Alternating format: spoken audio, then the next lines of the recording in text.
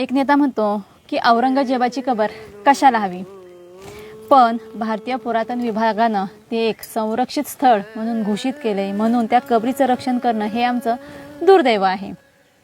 तर दुसरा नेता म्हणतो की औरंगजेबाची कबर हटवण्यासाठी आम्ही तयारच बसलोय.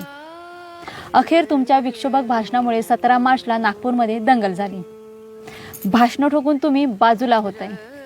दगडफेक झाली, हिंसाचार झाला, जाळपोळ झाली, स्थानिक नागरिकांचे, दुकानदारांचे मोठ्या प्रमाणात नुकसान झालं. अग्निशामक दलाचे जवान जखमी झालेत.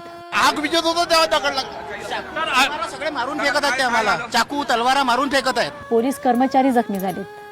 संचारबंदी लागू झाली, लोकांना अटक झाली, लोकांवरती गुन्हे नोंद झालेत. आता हे गुन्हे विक्षोभक भाषण ठोकणारे नेते स्वतःच्या अंगावर घेणार का?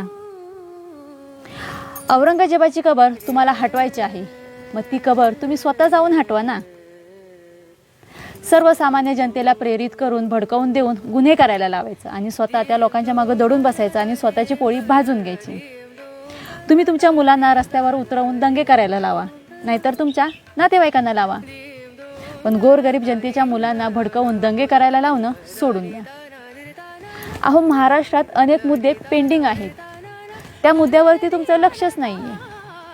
आरक्षणाचा मुद्दा आहे, महिलांच्या सुरक्षतेचा मुद्दा आहे, प्राथमिक शिक्षणाचा मुद्दा आहे, आरोग्याचा मुद्दा आहे. विकासाच्या मुद्द्यावरून तुम्ही बिनधास्त भांडा ना, तुम्हाला कुणीही रोखणार नाही. तसंच संतोष देशमुखांच्या खुनाचा देखील मुद्दा आहे. कदाचित या मुद्द्यावरूनच समाजाचं ध्यान भटकवण्यासाठी नागपूर दंगलीचा तुम्ही सुनियोजित कट तर आखला नसाल ना.